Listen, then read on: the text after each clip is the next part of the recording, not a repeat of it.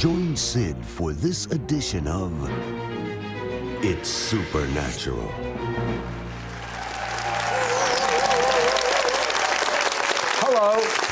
Bonjour, bienvenue dans mon monde où il est naturellement surnaturel. La plus grande église du monde, 830 000 membres. C'est dur pour moi de le comprendre. 830 000 en Corée du Sud.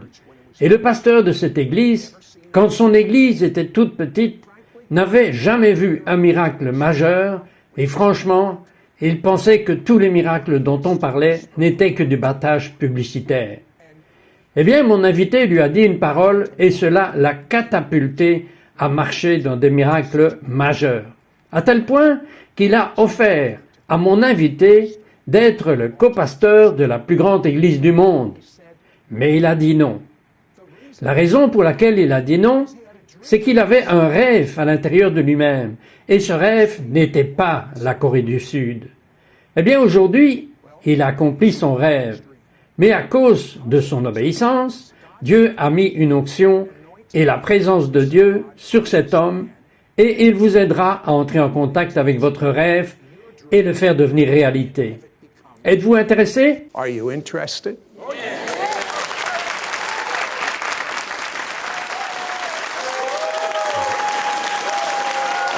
Je suis ici avec le pasteur Tommy Wright et c'est un vrai privilège pour moi parce que j'en savais beaucoup sur lui. Mais j'ai découvert beaucoup de choses.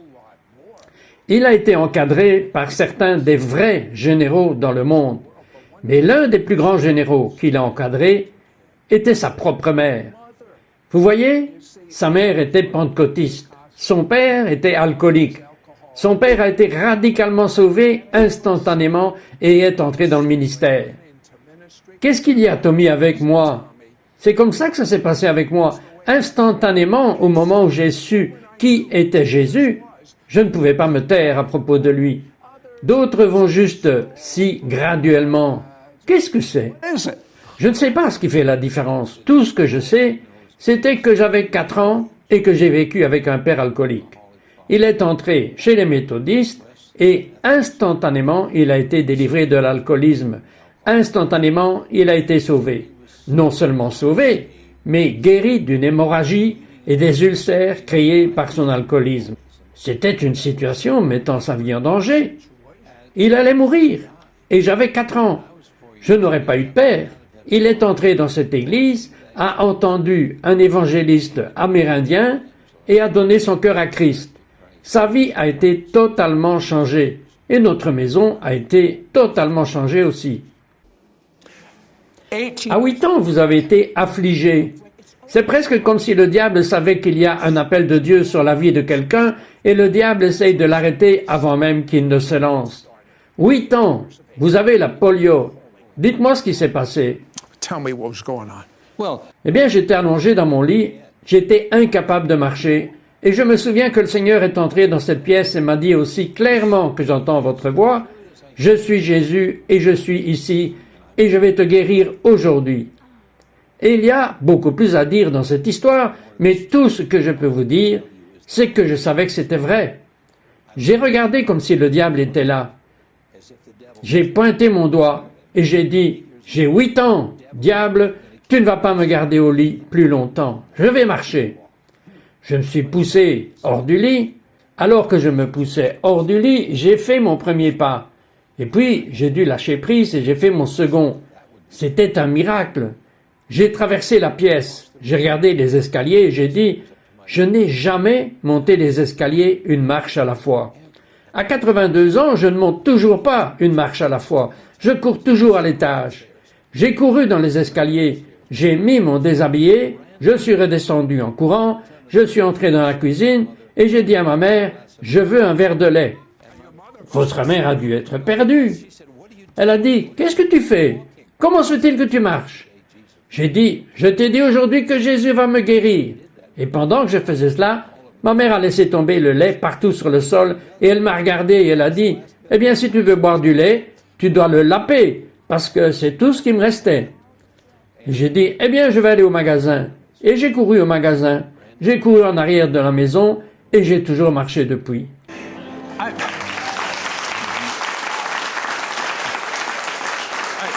You know, Vous savez, je crois que sa mère aurait pu être le héros dans cette situation.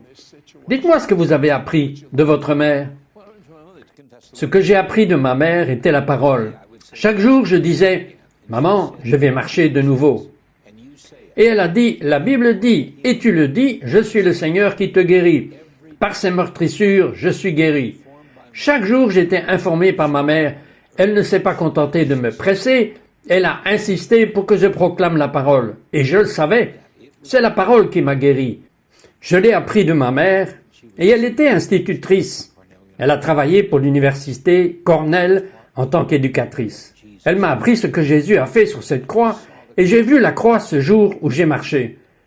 Est-ce qu'elle vous a appris à entendre la voix de Dieu? Absolument. Comment? Ma mère m'emmenait au Emery Park, surplombant la communauté où nous vivions. En hiver, nous le traversions, et en été, on s'allongeait sur notre dos. On regardait le ciel, et elle disait, « Que vois-tu » Je disais, « Ce nuage au-dessus, là, c'est une voiture, c'est un bateau, ou c'est un avion. » Elle me regardait et disait, « Tommy, si c'est un bateau, où veux-tu aller? Où rêves-tu d'aller » J'ai dit, « En Europe, n'importe où. » Et après qu'elle ait fini, elle prenait ma main, et je n'oublierai jamais une parole qu'elle m'a dit, « Tommy, nous n'abandonnons jamais les rêves, parce que tes rêves ont été écrits par Dieu avant la fondation du monde. » Puis, à peu près au même moment, il commence à avoir des visions. Parlez-moi de ces visions.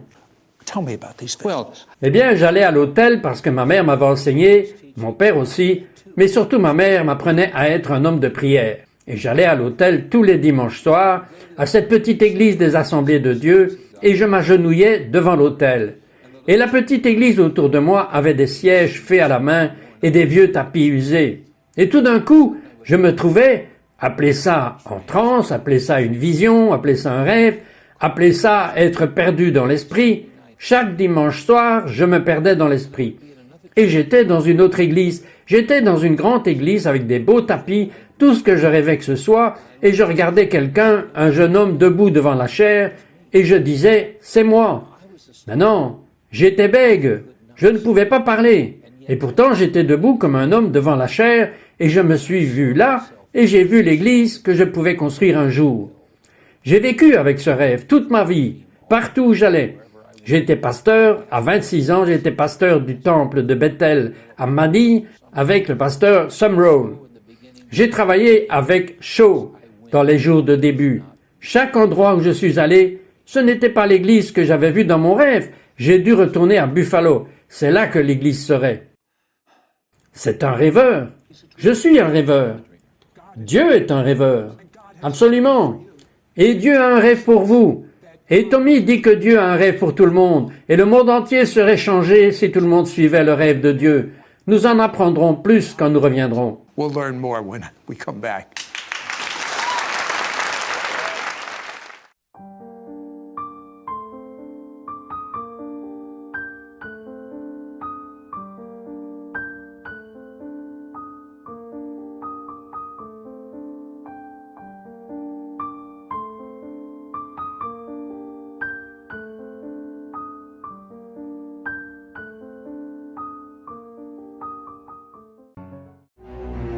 We now return to It's Supernatural.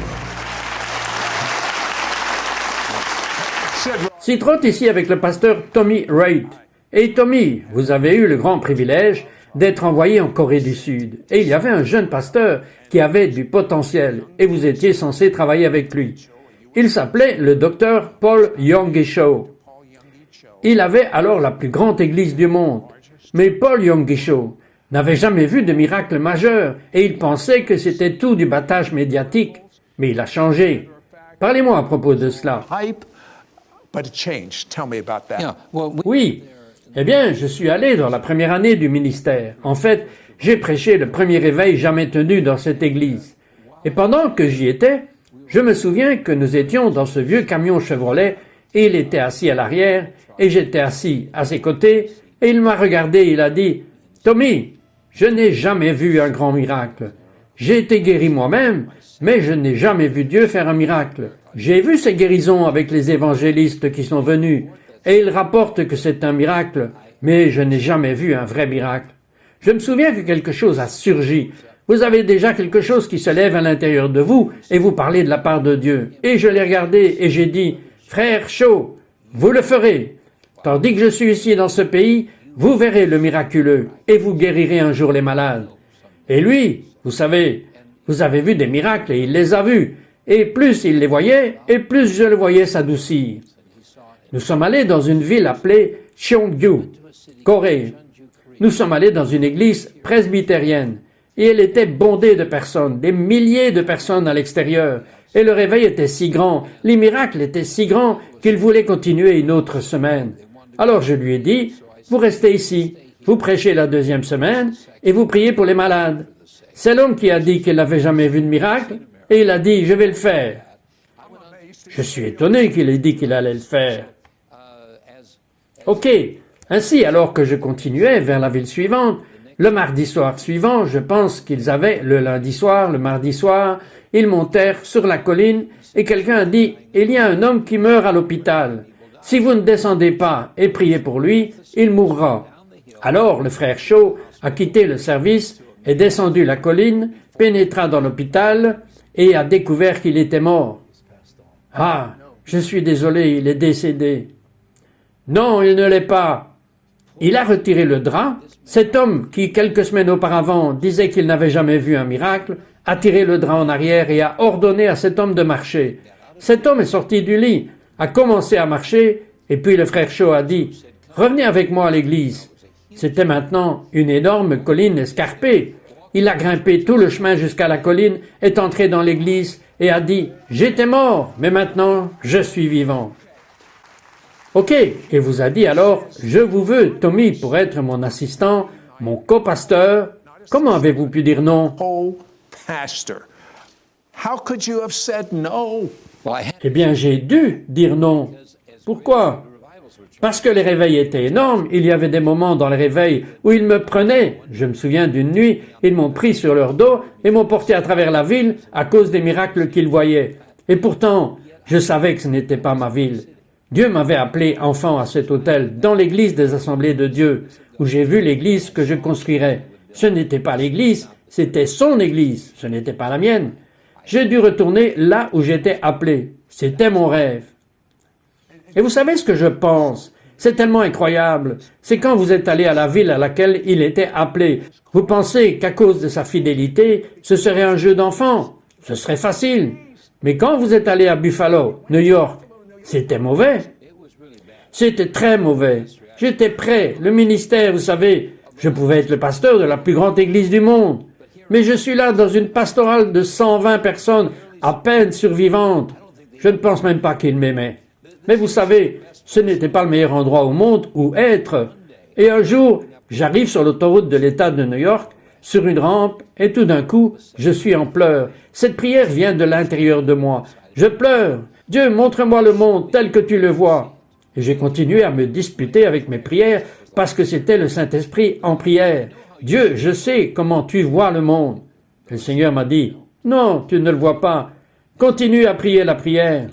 Alors je priais cette prière, il est venu à l'intérieur de moi. Et comme je roulais sur l'autoroute, je ne sais pas ce qui l'a conduit, je ne sais pas combien de temps cela a duré, j'ai eu une vision.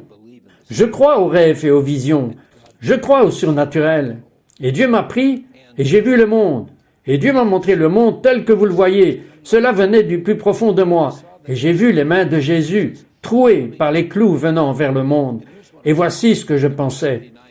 Chaque dimanche soir, j'avais prêché sur l'enfer et j'ai prêché sur le jugement.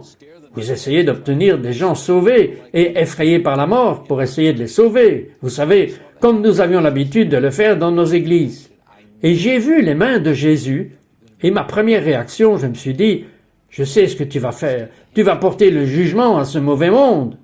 Et au lieu de cela, les mains de Jésus étaient douces. Elles ont pris le monde et l'ont ouvert. Et cite, à l'intérieur, j'ai vu un cœur brisé. Et ma vie n'a jamais plus été la même. Et en quelques semaines, l'Église est passée de 120 à 800 personnes. En une seule semaine. Tout cela à cause de la révélation de Dieu. La révélation de Dieu est l'amour pour l'humanité. L'amour de Dieu pour l'humanité. Eh bien, vous savez, la Bible dit que Dieu est amour, et peut-être que nous mettons juste l'accent sur les mauvaises choses. Dieu est amour. Quand nous reviendrons, je veux voir comment vous pouvez découvrir le rêve de Dieu pour vous-même. Je veux savoir comment vous pouvez entrer dans le rêve de Dieu pour vous. Nous serons de retour après ceci. We'll be right back.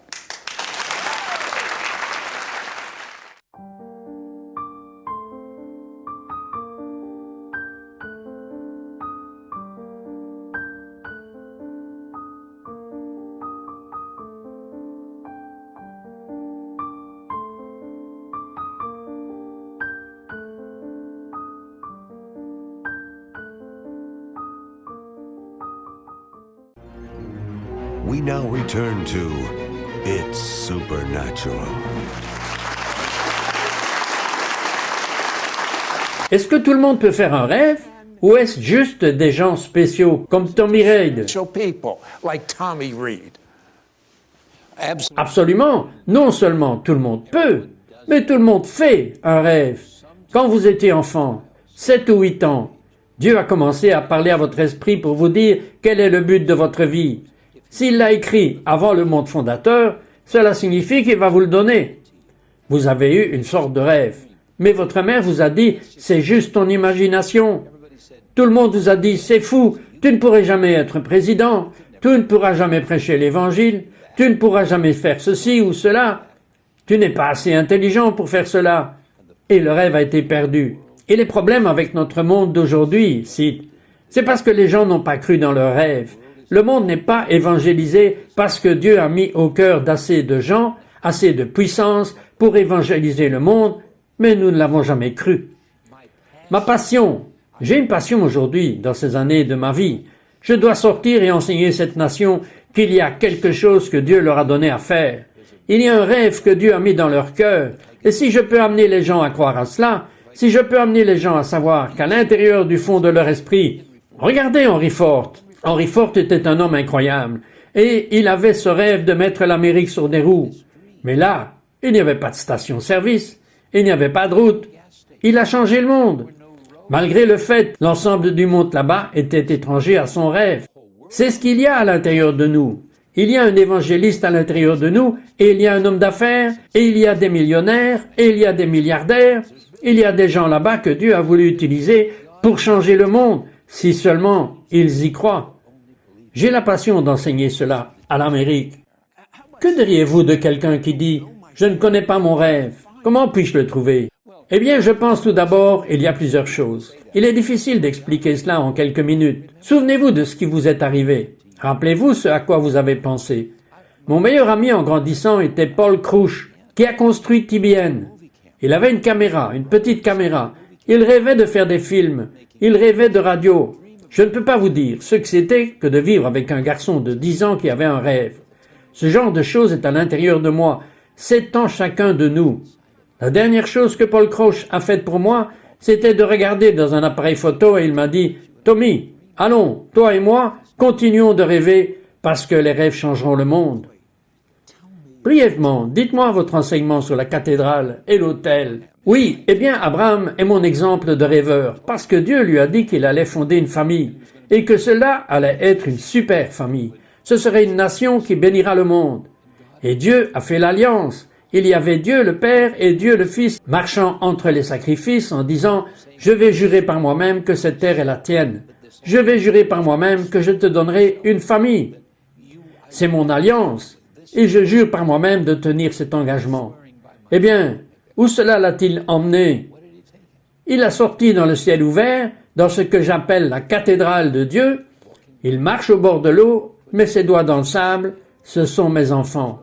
Il regarde les étoiles et il dit « Ce sont mes enfants. » Je ne suis pas astronome pour savoir que je ne peux pas les compter.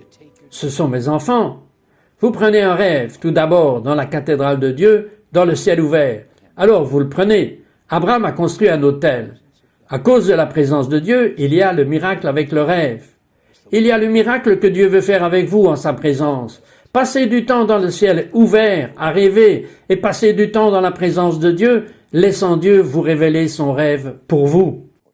Voudriez-vous prier maintenant pour qu'on trouve nos rêves, et pour que tous ceux qui regardent trouvent leur rêve également. will find their dream. Yes. Oui, puis juste regarder cette caméra maintenant et vous dire que vous avez un rêve. Vous ne savez peut-être pas ce que c'est. Peut-être que quelqu'un l'a contrecarré, peut-être que quelqu'un a essayé de le détruire. Vous avez peut-être 80 ans, mais il y a un rêve dans votre cœur qui n'a jamais été réalisé. Je parle à tout le monde, chaque personne seule de l'autre côté de cette caméra. Je veux prier pour vous, pour que vous le découvriez et que vous le viviez. Père, au nom du Seigneur Jésus, que la paix de Dieu, la paix qui dépasse toute compréhension, vienne dans le cœur de cette personne. Et en retour, montre-leur ce que tu as prévu pour leur vie. Il n'est jamais trop tard. Je le sais, Seigneur. Donne-leur l'accomplissement de leurs rêves. Give them the fulfillment of their dream.